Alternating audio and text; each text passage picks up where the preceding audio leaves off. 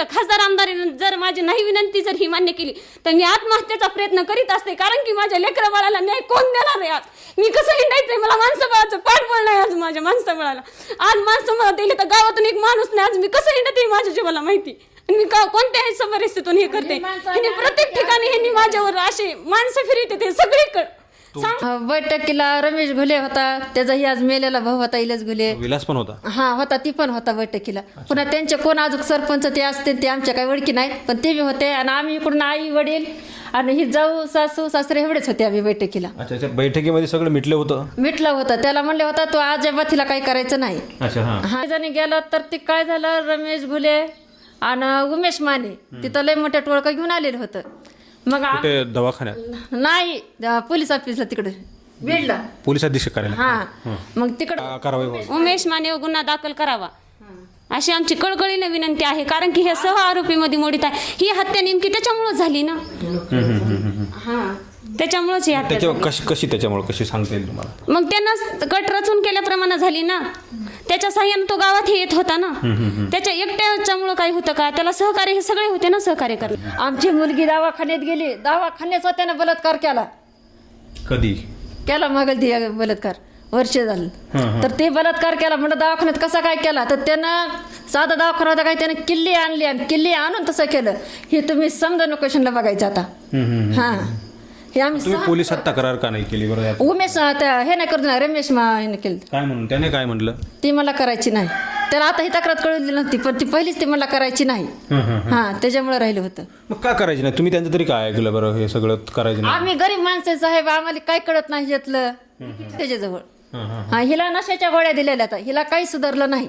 अच्छा. हा, नशाच्या गोळ्यामध्ये ती बलात्कार कसा झाला आणि काय झाला हे काहीच नाही. आणि पुन्हा तिला सुध आल्याच्या नंतर तिनं सांगितलं, पण तिला धमकी दिली. हा, असं असं होईल म्हणून. पीडित मुलीची आई माझ्यासोबत आहे, विचारणार आहे काय नेमकं झालं होतं, कसा मुलीचा वाद मिटवला होता, किती दिवस मुलगी तुमच्याकडे, मुलगी किती दिवस होती, काय वाद होता, तुम्हाला काय माहिती आहे का, आणि कधी तुम्हाला हे सगळं कळलं?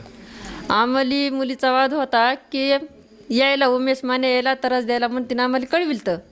मग कळविलतं तर आम्ही 5-6 महिने असेच घालविले. पुन्हा मग लयच त्रास द्यायला म्हणून आम्ही काय म्हणलं, रमेश घुले आलता आणि आमची बैठक आम्ही 5-6 जण होतो तिकडून.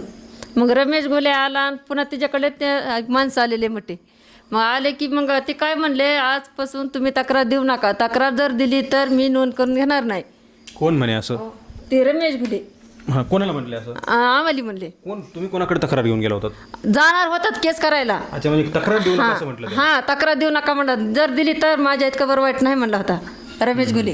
मग आम्ही त्याचं ऐकलं. मग त्याचं ऐकल्यापासून त्यांनी काय केलं. हे कधीची तारीख आहे, कोणतं वर्ष, काही सांगता येईल का? हे कधी झालं होतं? रमेश घुले आणि तुमचा संवाद कधी झाला होता? 2 वर्ष झाली. अच्छा. हा, हा, 2 वर्ष. त्याच्यानंतर वाद मिटला होता का? वाद मिटला होता.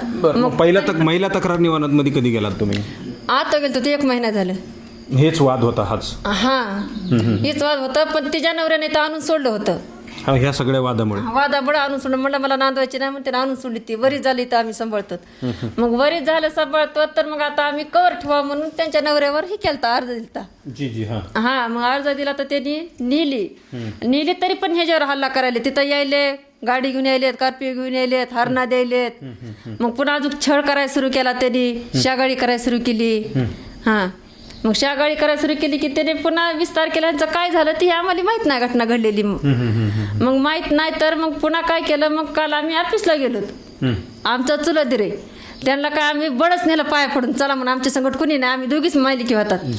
मग 2 जणी गेलो तर ते काय झालं, रमेश घुले आणि उमेश माने तिथं लय मोठ्या टोळका घेऊन आलेलं होतं. मग दवाखान्यात? नाही, पोलीस ऑफिसला तिकडे बीडला पोलीस अधीक्षक करायला. हा, मग तिकडं गेलं तर मग ती माणसं आली. मग आले की आमचा दीर असा बसलेला होता. मग बसले की त्यांच्यावर हल्ला करायला लागले ते लगेच.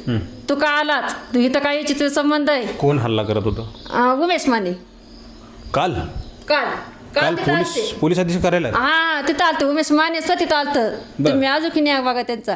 तिथं आले. मग आमच्याला येईन कोण, आमच्या बळी कोण पडून मला सांगा, आम्ही कुणाच्या हातात पडायचं? आम्ही रात्र दिवस असे उसाने हिंडतो, आम्हाला लक्ष देत नाही आमच्यावर कोणी. आम्ही नाही की त्यांना म्हणले की तुम्हाला आरोपी करणार. मग त्यांना कोण आम्हाला सगळं घरबार न्या ना, आरोपी करा. आम्ही कुणाच्या जीवावर जगायचं? आमच्या आज लेकरं बाळ आहेत, आम्ही काय करायचं? लेकरं बाळाली आमच्याजवळ माणूस नाही कोणी. ही सासरे पाटील आहेत, ही काय करणार मला सांगा? हे नुसते रडत आहेत कामाला असं झाली घटना घडली म्हणून. हां आमच्या सगळं कुणीच येत नाही, फक्त आम्ही त्यांनाच नेलतं वळच. हां तर काय तुमची मागणी आहे आता आणि काय तुम्हाला न्याय हवा आहे? आम्हाला न्याय द्यायला पाहिजे. उमेश मानेला अटक करायचं आणि आमचेही समजे सोडायची.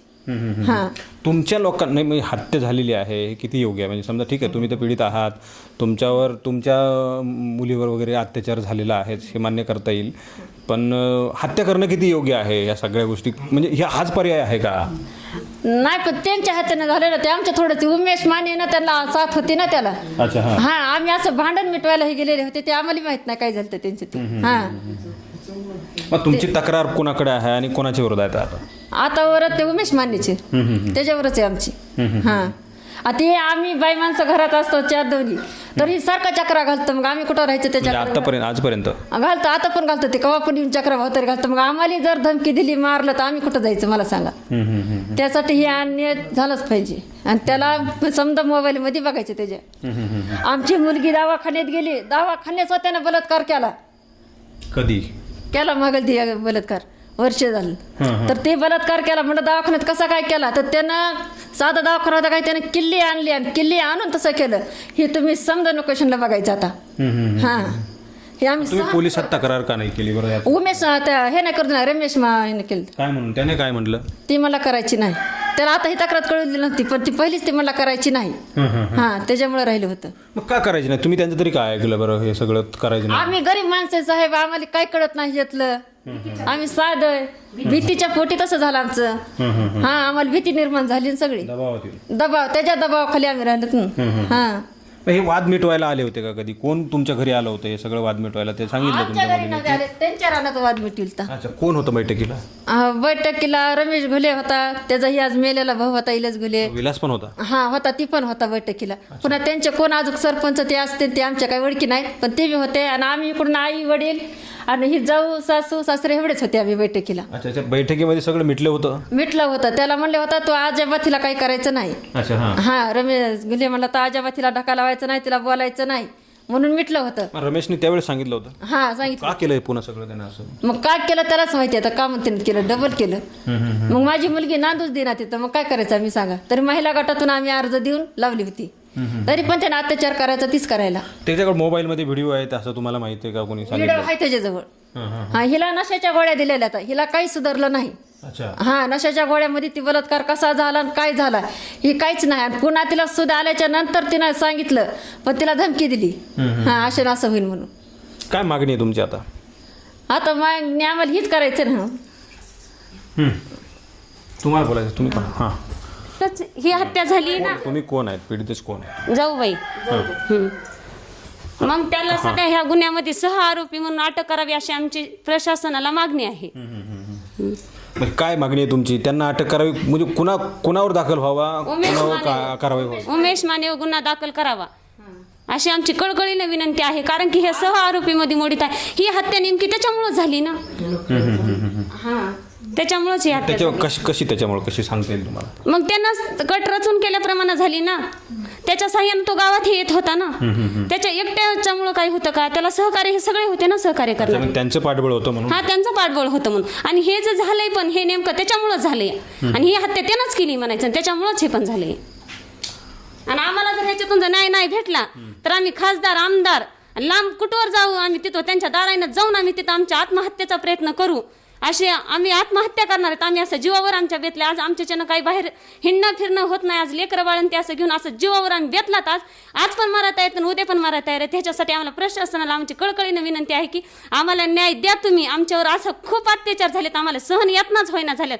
त्याच्यामुळं तुम्ही आम्हाला कळकळीनं अशी खासदार आमदार आणि मुख्यमंत्र्यांपर्यंत विनंती. तर खासदार आमदारांनी जर माझी नाही विनंती जर ही मान्य केली तर मी आत्महत्येचा प्रयत्न करीत असते. कारण की माझ्या लेकरा बाळाला न्याय कोण देणार आहे? आज मी कसं हिंडायचंय? मला माणसाबळाचं पाठबळ नाही आज माझ्या माणसाबळाला. आज माणसं मला दिली तर गावातून एक माणूस नाही. आज मी कसं हिंडते माझ्या जीवाला माहिती. आणि मी कोणत्याही परिस्थितीतून हे करते. प्रत्येक ठिकाणी ह्यांनी माझ्यावर असे माणसं फिरवते ते सगळीकडे. सांगा प्रशासनाला मी न्याय कसा? मला न्याय तुम्हाला द्यावाच लागत, नाही तर मी आत्महत्या करीन. ह्याला परिणाम सगळे तुम्ही राहताल. नाही तर मुख्यमंत्र्यांना अशी माझी कळकळीची विनंती. आमदार खासदारांनी जर नाही ह्याच्यात हे केलं तर मुख्यमंत्र्यांना अशी विनंती की त्यांनी मला न्याय द्यावा आणि आहे ह्याच्या मागचं सत्यता ह्यांनी पाहावी अशी माझी कळकळीनं विनंती महिला म्हणून. पालकमंत्री जिल्ह्याच्या सुनेत्रा पवार आहेत आणि इथल्या तुमच्या मतदारसंघाच्या आमदारसुद्धा नमिता मुंदडा आहेत. काय सांगणं आहे त्यांना? त्यांना असं माझं सांगणं आहे की आज आज महिलेवर एवढे अत्याचार झाले तर तुम्ही सगळे पाठीमागलचे जो काय आहे ह्याच्यामध्ये मेन आरोपी फिर्याददार आहे त्याचे पाठीमागलचे CDR तुम्ही पहा आणि त्याने काय काय ह्या 3 वर्षामध्ये कसे कसे काय काय केलंय, त्यांनी अत्याचार कसे कसे महिलेवर केले तर फोटो व्हिडिओज त्यांनी अनेक वगैरे ह्याच्या मागे काय काय केलंय त्याच्या मोबाईलमध्ये तुम्हाला टोटल असे पुरावे निघतील. त्यांनी जरी उडून जरी टाकले असले तरी पण हे तुम्हाला निघते तर तुमच्या पद्धतीने तुम्ही हे करा, काढा ते तपासा. आणि सगळा असा CDR काढून असा खोल अशी सखोल तुम्ही अशी त्याची चौकशी करावी अशी माझी प्रशासनाला कळकळीनं अशी विनंती आहे. आणि माझ्या जीवाला धोका आहे त्याच्यासाठी तुम्ही मला कुठंतरी न्याय द्या आणि मला आज तुम्ही सिक्युरिटी गार्ड म्हणून मला आणि माझ्या लेकरावाला न्याय द्या. माझ्यानं काहीही कुठंही जाणं होत नाही, हिंड होत नाही, नाहीतर मी शेवटी आत्महत्या करीन. हा माझा शेवटचा पर्याय आहे. तुम्हाला कळकळीनं अशी विनंती, पण माझे लेकरबाळ खूपच लहान आहेत. प्रशासनाकडं हात जोडून विनंती केलेली आहे आणि हत्या करणं हा उद्देश नाही, काहीतरी वेगळ्या प्रकारामुळे झाले आहे, आम्हाला फार दिवसांपासून त्रास दिला जात होता असंही इथं म्हटलेलं आहे. या सगळा प्रकार एका वेगळ्या प्रकरणामुळे झालेला आहे हे सुद्धा मी मागच्या 2 दिवसांपूर्वी सांगितलेलं आहे, मराठी महाराष्ट्रानं सांगितलं होतं. तसंच हा प्रकार आहे. मात्र हत्या करणं हे बेकायदेशीरच आहे, हा पर्यायच असू शकत नाही. म्हणून त्यांना मी पुन्हा विचारलं, मात्र त्यांचं म्हणणं आहे की बुवा हत्या करायचा उद्देश नव्हता, हे सगळं घडून आलं वगैरे त्यांच्या आईने सांगितलं, पीडित महिलेच्या आईनं. हा सगळा प्रकार आहे. आमच्या घराच्या बाजूला आजूबाजूला आताही घिरट्या घातल्या जात आहेत आणि मला सुरक्षा द्यावे अशा प्रकारची मागणी इथं पीडितांच्या नातेवाईकांनी केली. कॅमेरा पर्सनसह मी संग्राम धनवे, मराठी महाराष्ट्र न्यूज, बीड.